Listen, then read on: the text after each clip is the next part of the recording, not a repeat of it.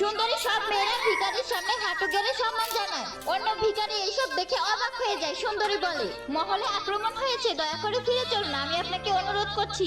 যুবরাজ বলে, তাহলে তারা ফিরে এসেছে। যুবরাজ রাজার ড্রেস পরে নেয়। ভিখারি যুবরাজকে রাজার পোশাকে দেখে খুশি হয়ে যায়। আসলে ভিখারি যুবরাজকে কিছুদিন আগে বাঁচিয়েছিল।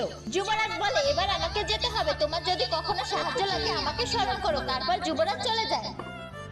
কিছুদিন পর ভিখারি একটি দোকানে যায়। দোকানদার বলে, তোমার কি লাগবে? ভিখারি বলে, আমার একটি ললিপপ লাগবে। দোকানদার বলে, 20 টাকা। ভিখারি দেখে বলে, তার কাছে এত টাকা ছিল না।